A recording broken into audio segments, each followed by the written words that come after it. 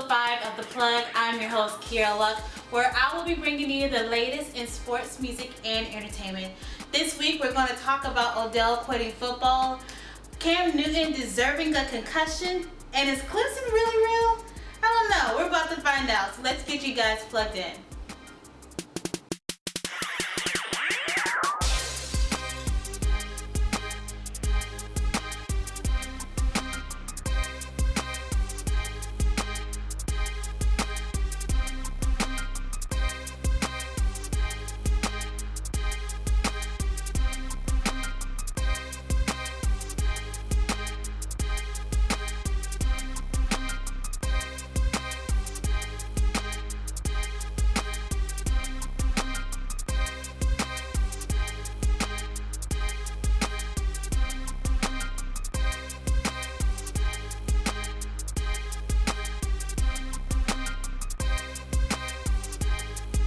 Alright guys, topic number 1 I wanted to discuss, which is Josh Gordon, before we head into Cam and everything else I wanted to talk about.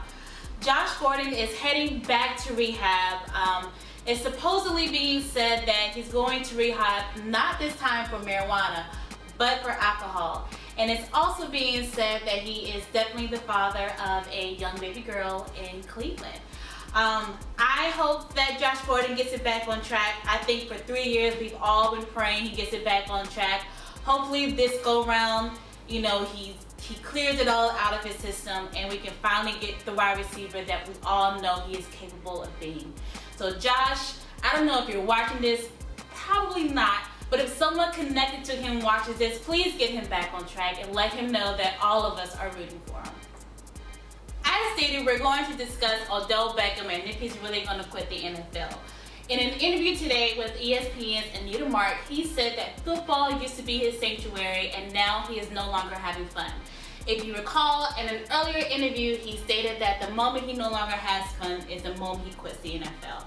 I personally think he's just, I don't want to say crying because I feel like that's being, too dramatic. But Odell has a lot of passion, and you know what? I thought about it and I want you guys to picture this. Imagine you are the smartest person in the room and it's just super frustrating when everyone else is dumb. And there's no way possible to elevate everybody else to your type of smartness, so it just gets frustrating because there's nothing you can do to teach them anything. I'm sure that's how Odell feels on the Giants because he's just great and everyone else is so mediocre. Imagine what that feels like. Imagine being the best on your team and no one else can just meet that level of high expectation. Every game for Odell is a must-win situation. I agree. Sometimes his antics are totally just out there, but he just has a passion and he wants his team to reflect that passion as well. I hope he doesn't quit. Odell is needed in the game. He's one of the best wide receivers out there. Quitting is not an option for him. Now, rolling into baseball, I wanted to discuss Dodgers Vin Scully and his retirement. He was with the Dodgers for 67 consecutive years as a sports broadcaster, and last Sunday was his final game. I'm going to show you guys a video of his last statement to fans, MLB fans, Dodger fans, just people in general, people who are not a fan of baseball, such as me, where you can touch. Take a look at this video and cry with me. Ladies and gentlemen, Vin Scully.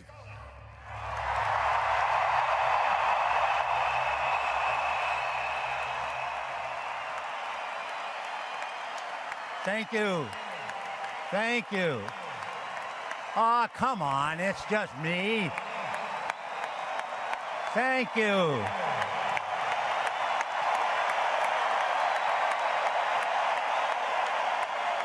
That's not fair. You made me cry once tonight. Hi, everybody, and a very pleasant good evening to you.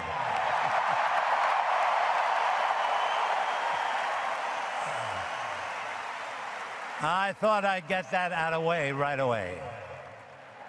Welcome to my Thanksgiving, because that is what this is all about.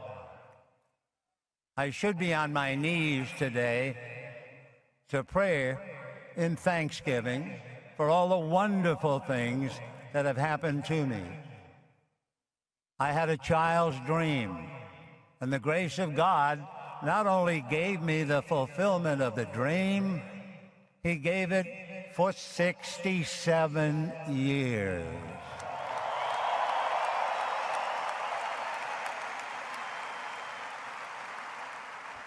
I've loved this game for 80 years. That's a lot of years. But at no time did I ever waver in my allegiance to the greatest sport we have in this world.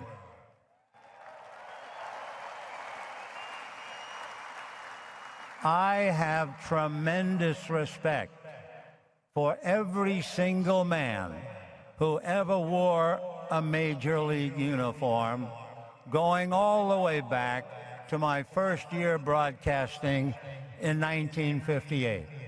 I know how hard it has taken you to get where you are, and I know how hard it is to stay where you are.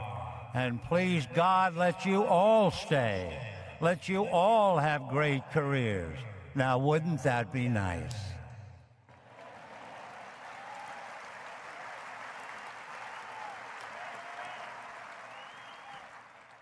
I would certainly like to thank His Honor the Mayor and Commissioner Manfred.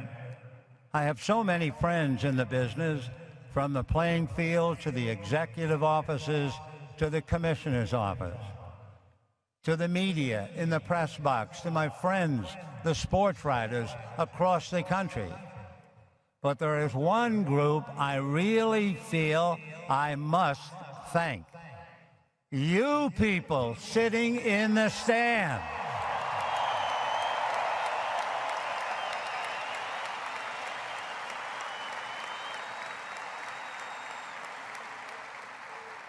Your enthusiasm, your passion for the game. When I was 8 years old, I fell in love with the roar of a football crowd coming out of a speaker on an old four-legged radio. When you roar, when you cheer, when you are thrilled, for a brief moment, I'm 8 years old again.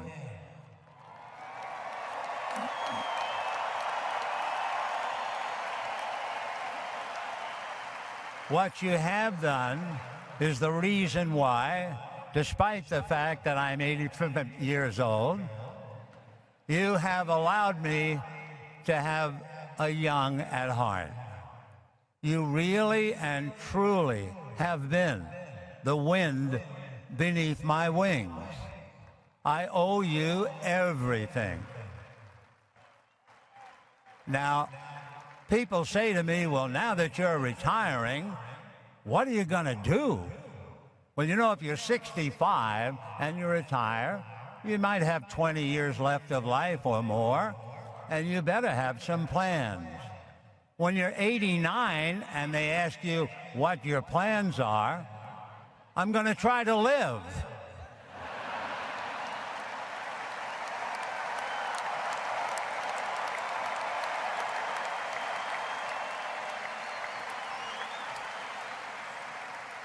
I have a great wife whom I adore. I have 5 wonderful children. I have 16 grandchildren. And I have 3 great-grandchildren.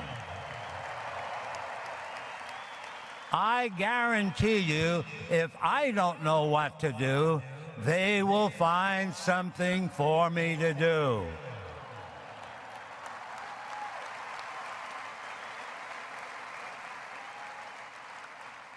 I want you to know from the bottom of my heart how much I appreciate what the Dodgers have done to put this festive night together.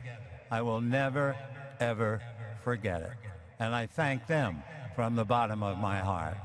And one last thought, for those of you who wonder about what I will do, put it this way. I'm looking for a much smaller house and a much larger medicine cabinet. Good night, everybody.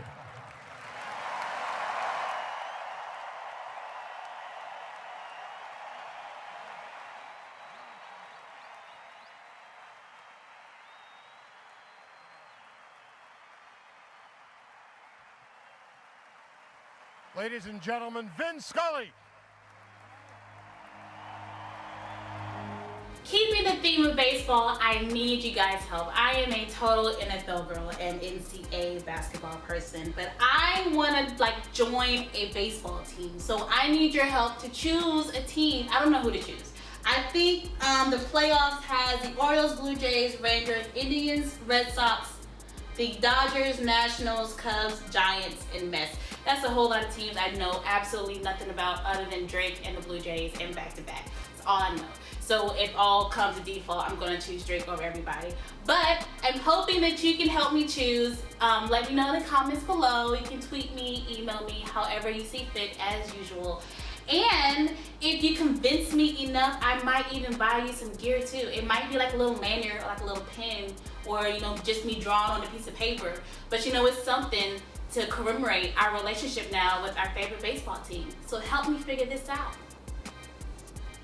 The most exciting time of the year other than my birthday is finally here, and it's NCAA basketball. Practices have officially started, and Carolina is going all the way again this year, like every year, because we're the greatest team ever. Their media day is next week on the 11th, and Winston and I will definitely be there to give you guys all the scenes, the fun quotes, all that. Kennedy's, Joel's, a lot of them last year. A lot of fun next week. I'm super excited. And one of the most interesting things happening at Duke is Harry Giles. It was a choose between Carolina and Duke for Harry, but Harry has torn his ACL, MCL, meniscus in his left knee in 2013. Tore his ACL in his right knee in the following year, and now he's having another knee surgery, which is prolonging his start with Duke and even furthering his position in the NBA draft in 2017. Why are we even talking about the draft? I don't know, but teams are already concerned because he was supposed to be the #1 prospect. We don't know now, but Harry's a good kid. I've seen him a few times, and I hope he heals well. Pertaining to competition, I hope Duke always loses, but hoping for a great NCAA basketball season. I'm super excited. I know you guys are too, so tell me who your favorite team is. If it's not Carolina, I usually don't care, but today I'm going to care. So tell me who your team is in the comments below. Last topic, I want you guys to let me know if Clemson is duping me as a championship team. They are ranked nationally at number 3. They are 5-0, and I think they'll be heading into 6-0 after they beat Boston College this weekend.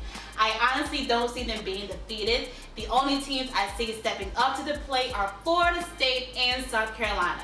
I just want to know you guys' opinions. Let me know. I don't watch too much NCAA football, so let me know if Clemson is really real or are they duping a lot of people. And finally, I'm supposed to tell you the games you need to be watching this week. Actually, don't watch none of them. They're all pretty boring. Maybe the Raiders and the Chargers. Maybe Giants, Packers.